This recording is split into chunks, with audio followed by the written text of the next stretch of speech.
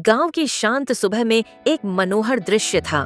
राम और उसकी बहन माया घर से बाहर आए, अपनी गाय की कुशलता देखने, जिनके चेहरों पर अपनापन और स्नेह झलक रहा था। रामू दुकान जा रहा था, तभी एक कटखना कुत्ता आ गया। रामू डर गया और उसकी बहन पीछे से आ गई।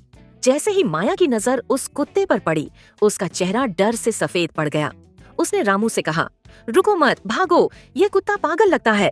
दोनों तेजी से दौड़े, मगर वह खूंखार कुत्ता गुर्राता हुआ उनके पीछे लपकने लगा। रामू और माया डर जरूर जाते हैं, लेकिन रुकते नहीं।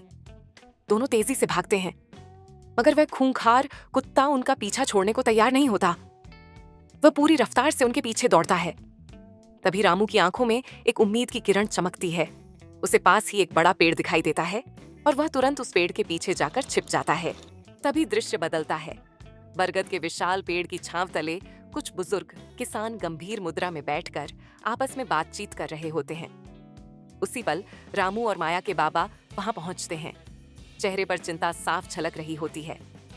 रामू के बाबा बुजुर्गों से अपनी पोती और पोते के बारे में पूछते हैं, लेकिन वे अनजान होने का इशारा करते हैं। तभी रामू और माया दौड़ते हुए वहां पहुंचते हैं और रामू अपने बाबा को उनके साथ घटी पूरी घटना संक्षेप में बता देता है।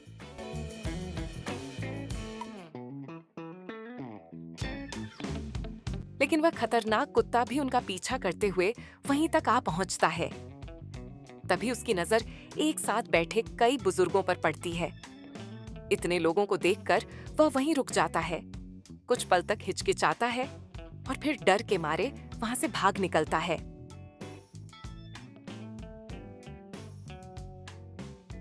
ये कहानी हमें सिखाती है कि परिस्थितियां चाहे कितनी भी कठिन क्यों ना हो, हमें धैर्य और साहस बनाए रखना चाहिए। हिम्मत और सही सोच से हर मुश्किल का सामना किया जा सकता है।